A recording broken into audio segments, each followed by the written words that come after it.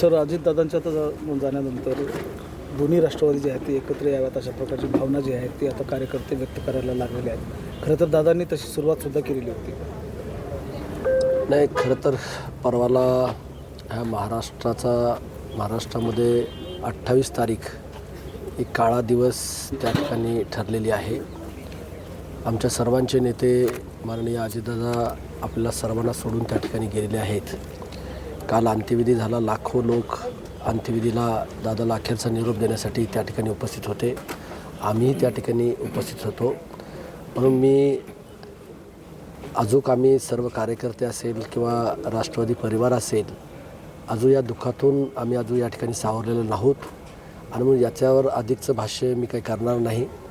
पण एवढंच सांगतो की जो काही श्रेष्ठी निर्णय घेईल ते आम्हाला त्या ठिकाणी मान्य राहील. उपमुख्यमंत्री म्हणून जी काही खाती दादांकडे होती ती खाती राष्ट्रवादीकडेच राहावी अशा प्रकारचे ज्येष्ठ नेते जे आहेत त्यांनी देखील मागणी केलेली आहे.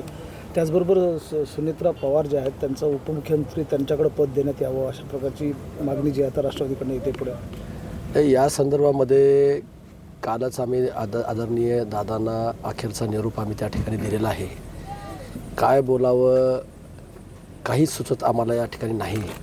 आजसुद्धा माझ्या मतदारसंघामध्ये दादांना अभिवादन आणि श्रद्धांजलीची शोकसभा या ठिकाणी आम्ही आयोजित केली होती.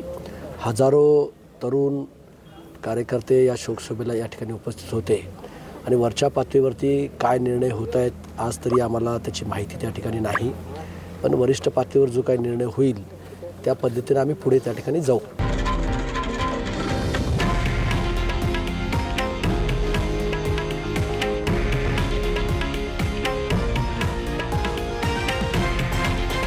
हे आहे देशातील नंबर 1 न्यूज नेटवर्क आणि आपण पाहत आहात TV9 मराठी, एकमेव.